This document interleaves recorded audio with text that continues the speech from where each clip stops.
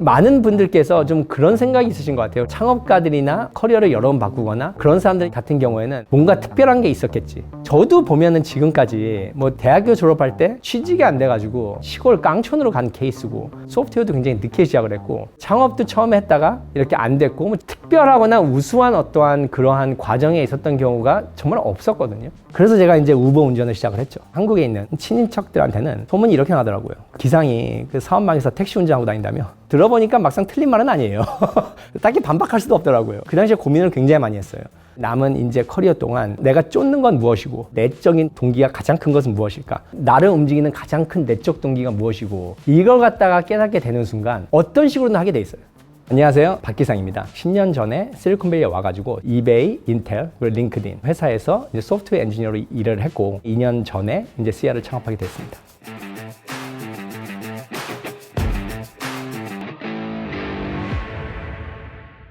제가 기계공학을 졸업했거든요. 기계공학을 이제 왜 택했냐 이제 물어보시면은 뭐 별다른 이유는 없었어요. 그냥 왠지 TV에서 뭔가 큰 기계가 나와서 이렇게 뭐 물건 움직이고 뭐 건물 만들고 뭐 이런 게 그냥 멋있어 보였어요, 막연히. 학교 공부도 이렇게 열심히 하진 않았어요. 졸업하기 한 2주 전까지 취업을 못했어요. 주위의 동기생들 보면은 포드, 뭐 크라이슬러, 나사 이런 데 많이 취직을 했는데, 저는 이제 계속 다 떨어지고 그러다가 버지니아의 아주 굉장히 작은 시골에 한 인구 한 2,000명 되는데, 거기에 있는 회사에서 연락이 와가지고 갔는데 지원자도 거의 저 하나였던 것 같아요. 진짜 울면서 간 기억이 납니다.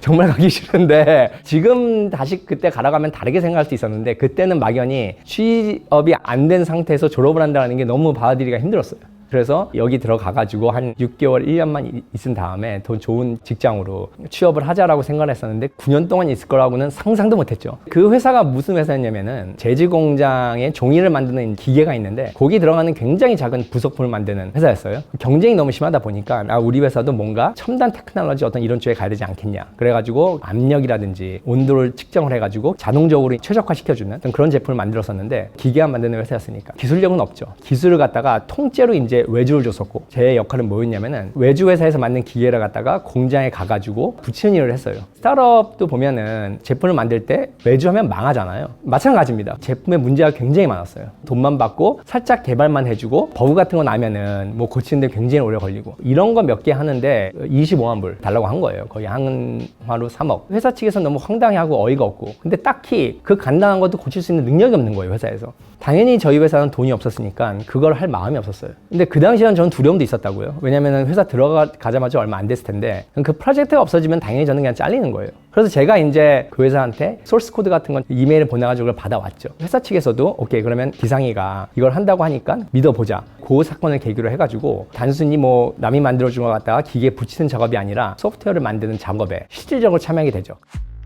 제일 이제 제가 처음 한 일이 사람들을 하이어링하는 일이었거든요. 그래서 그 과정 자체가 되게 힘들었는데, 그렇게 쿨한 회사가 아니었어요. 누가 인터뷰 와서 보면은 소 같은 거 이렇게 뭐 음매하면서 지나가고, 실망스러운 눈빛으로 회사 주변 한번 돌아보더니 그냥 돌아가고, 오퍼까지 줬는데 안 온 케이스도 되게 많고. 그때 한 일이 뭐냐면은, 저희 그 회사가 기계를 만드는 공장이었으니까 공장에서 일하시는 분들이 많았을 거 아니에요. 저와 나이 또래가 비슷한 친구 하나가 있었는데 성실하게 일도 잘하고 똑똑하고 그런 거 같아가지고 상사한테 얘는 왠지 좀 가리키면 잘할 것 같다. 회사 측에서는 당연히 우려가 많죠. 기본적으로 이거는 컴퓨터 사이언스라든지 전자공학을 졸업한 친구가 하는 건데, 공장에서 갑자기 일하는 애를 데려오겠다 그러니까. 저 같은 경우에도 기계공학이었다가 소프트웨어를 그렇게 전향한 케이스였는데, 해보니까 할만하더라고요. 그 친구를 결국에 데려와가지고 2달간 그냥 매일 아침 소위 빡센 트레이닝을 시켰어요. 오늘 이거 한번 짜보자, 저거 한번 짜보자. 트레이닝을 거치면서 이 친구도 소프트웨어를 만들게 됐죠. 팀에 보면은 그 당시에 3명이 있었는데, 저만 혼자 대학교 졸업을 했고 나머지 2명은 그냥 고등학교만 이렇게 나온 친구들이었는데, 회사가 코어 테크놀로지 삼고 있는 그 기술을 갖다가 저희 3명한테 맡겨서 이렇게 시작을 하게 됐죠. 우스갯소리로 그런 얘기 했거든요.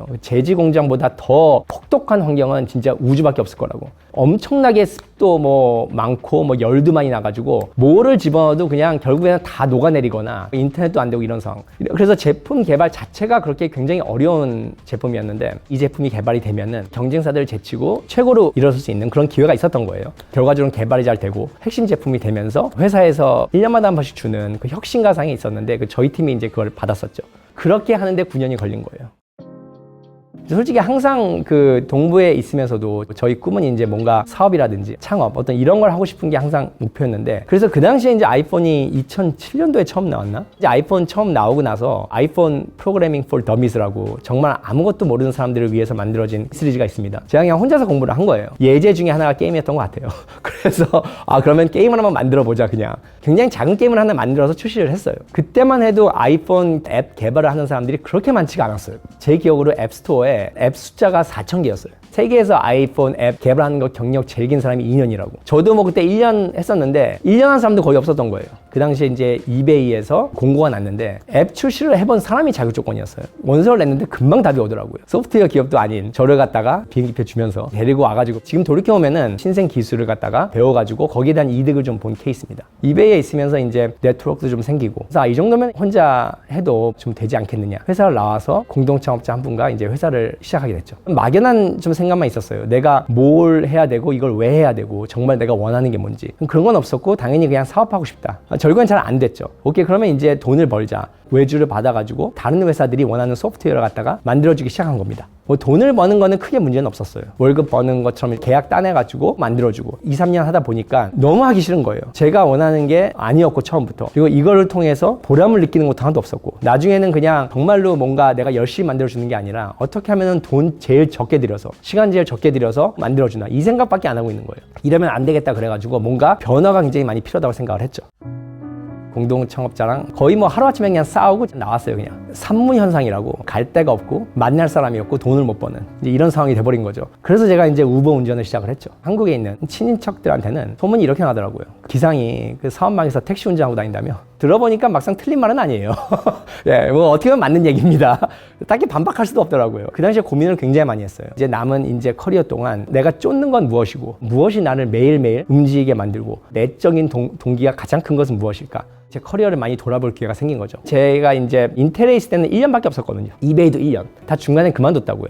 그러면 제가 오래 한 게 있고 이제 금방 포기한 게 있는데, 뭐가 이제 나를 이렇게 만들었나? 어떤 이런 질문이 나온다고요. 결국에는 정말로 자신을 움직이는 내적 동기가 아니면은 금방 포기를 하게 돼요. 이거는 사람마다 다 다르기 때문에 남들한테 뭔가 물어봐서 답을 얻는다는 것도 굉장히 말도 안 되는 것 같아요. 그래서 저 같은 경우에는 제가 아까 9년 동안 일했던 회사를 보면은 아무것도 몰랐던 고등학교 이제만 졸업한 친구들을 갖다가 전자공학도를 만들고, 저를 통해서 그 친구들의 잠재력이 극대화되고, 그러면서 어떻게 보면 자기가 경험해보지 못한 일을 갖다가 성취를 하고 그렇게 발전한 거였잖아요. 저의 어떠한 그 힘을 통해서 그 사람들의 어떠한 잠재력이 극대화되는 걸 보는 게 저의 강력한 내적 동기라는 것을 갖다가 굉장히 오랜 시간을 통해서 깨달은 것 같아요. 다음 직장은 정말로 내가 추구하고 있는 어떤 그런 것과 딱 맞아떨어지는 회사를 택해야겠다. 오퍼가 이제 3개가 들어왔는데, 링크드인이랑 우버랑 아마존에서. 링크드인에서 온 오퍼가 제일 약했어요. 근데 저는 결국에 링크드인을 택했거든요. 그걸 택한 이유는 회사가 완전히 미션 중심으로 들어가는 회사예요. 전 직원이 자다가도 옆구리 찌르면 그냥 그 말은 그냥 나와요. Connect every professional to economic opportunity. 모든 사회인들에게 경제적인 기회를 제공한다. 제가 이제 추구하고 싶은 그런 것들이랑 너무 맞아떨어지는 거예요. 그 전에 제가 경험했던 회사들은 뭔가 결정을 할 때 항상 뭔가 되게 바뀌었어요. 어떠한 그 기준이 명확하게 없었던 거예요. 근데 링크드인 같은 경우에는 실제로 미션 때문에 매출을 창출하는 기회를, 버리는 기회를 제가 굉장히 많이 봤어요. 근데 회사가 결과적으로는 굉장히 잘 되고 있거든요, 지금도. 얼마 전에 보니까 매출이 지금 13조 넘은 것 같은데, 하나로. 훌륭한 미션 아래에서 훌륭한 리더가 심플하고 간결한 메시지로 전 직원들을 갖다가 통일해서 그 직원들이 하나의 골을 향해서 움직인다고 하면은 이것이 얼마나 강력한 힘을 발휘할 수가 있는지. 역시 붙는 조건 중에 하나가 뭐냐면은 전 세계에 있는 거대한 사회적 커뮤니티 사람들에게 가치를 제공한다라고 하는 것은 개인이 잘 사거나 회사가 단순히 돈을 벌자 이런 게 아니라 훨씬 더 큰 꿈이고 큰 목적이잖아요. 이런 것들이 주어졌을 때 내적 동기가 정말 크게 나오는구나. 이걸 바탕으로 해서 회사를 이제 만들어 봐야겠다. CR을 이제 하게 된 거죠.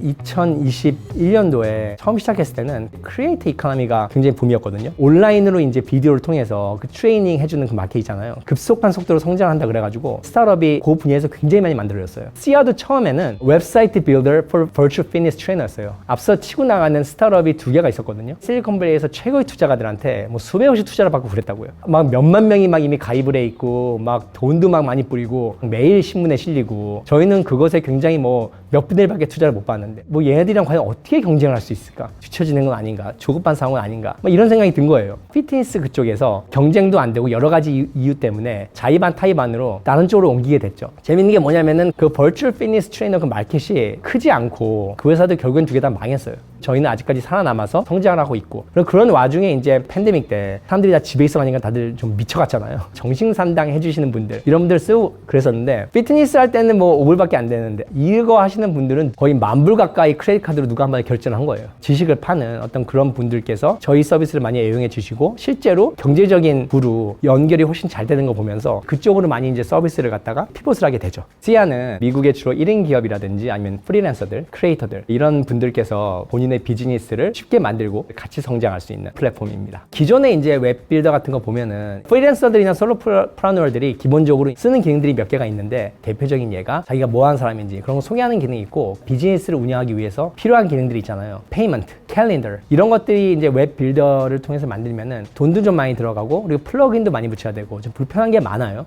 그래서 저희 같은 경우는 이거 갖다가 사람들이 정말로 쉽게 쓸 수 있고, 그 UI 형태를 보면은 인스타그램이나 틱톡처럼 카드 형태로 되어 있거든요. 사람들이 이제 정보 자체를 소비하기가 쉽고, 기존의 웹사이트에 비교를 해서 인게이지먼트 같은 경우에 한 10배 정도 더 많이 나오거든요. 저희가 꿈꾸는 미래는 그거예요. 개개인을 보면은 그 사람의 장점은 되게 여러 가지가 있단 말이에요. 예를 들어서 어떤 한 사람이 한 회사에서 소프트웨어 엔지니어로 일한다. 그러면은 그 사람은 코딩 그 능력 하나만으로 주로 먹고 사는 거잖아요. 근데 그 사람한테 글 쓰는 능력이 있을 수도 있는 거고, 물건을 파는 능력이 있을 수도 있는 거고, 다른 사람을 가르치는 능력이 되게 큰 걸 수도 있는 거잖아요. 자기가 가지고 있는 능력이 10가지라고 그러면은 회사에서는 주로 특화된 거가 1가지, 나머지 9가지의 능력은 경제적인 어떤 이윤으로 변환되기가 어렵고 사회적인 활동을 하기가 쉽지가 않죠. 근데 저는 이게 굉장한 사회적인 손해라고 생각을 하거든요. 미래는 이제 어떻게 발전이 돼야 되느냐 물어보시면은, 개개인들이 자신의 어떤 잠재력을 100% 발휘할 수 있는 상황이 오면은 세상에 굉장히 많은 문제들이 해결될 수 있을 거라고 봐요.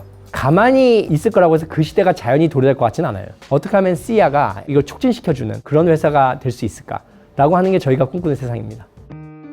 많은 분들께서 어떻게 커리어를 다양한 경험을 쌓고 이것도 했다가 저것도 했다가 많이 물어보시는데, 갑자기 제가 어느 순간 이거는 완전히 미지의 영역인데 0에서 1로 가자, 이거는 제가 보기엔 굉장히 힘든 것 같아요. 그걸 할 수 있는 기인들도 있죠. 저도 솔직히 그건 아니고, 작은 성취라든지 마일스톤은 중간중간에 필요한 것 같아요. 저 같은 경우에도 제가 기계공학에서 소프트웨어로 바꿨을 때 한 번에 갑자기 제가 회사를 때려치고 이렇게 한 게 아니잖아요. 회사에서 작은 실험들을 통해서 결과를 만들어냈잖아요. 작은 결과들이 계속 쌓이다 보면은 주위에서 말을 안 해줘도 자기가 아는 것 같아요. 내가 이쯤 되면은 준비가 됐구나. 그러면은 다른 곳으로 트랜지션 하기가 훨씬 쉬워지거든요. 근데 많은 경우에 작은 어떤 결과나 마일스톤을 이룰 생각보다는 뭔가 지금 하고 있는 이거 갖다가 말 싹 다 버려버리고 이걸로 그냥 올인해야지, 이런 생각을 하는 경우도 좀 있더라고요. 아마존이 어떻게 혁신을 그렇게 잘해요? 물어보면은 제프 베조스가 그런 말 했잖아요. 자기는 한 번도 회사에 있는 거 갖다가 다 버리고 올인한 적이 한 번도 없대요. 회사에서 잘하고 있는 돈 버는 게 있으면은 나머지 것들은 실험적으로 계속 해보는 거예요. 그러다 이게 잘 되면은 좀 더 많은 투자를 하고, 작은 성과를 갖다가 마일스톤을 어떤 식으로든 조금씩 만들어지면은 자기 자신도 모르게 자신감이 생기게 되고, 이걸 통해서 다른 사람을 설득하기도 되게 쉬워요. 자기의 지금 현재의 위치와 자기의 잠재력의 크기를 갖다가 같다고 안 봤으면 좋겠어요. 나를 움직이는 가장 큰 내적 동기가 무엇이고, 이걸 갖다가 깨닫게 되는 순간 어떤 식으로든 하게 돼 있어요. 그래서 이거를 갖다가 끊임없이 고민하시고 솔직해지고 찾으시면은 그 나머지는 알아서 해결되는 것 같아요, 그냥.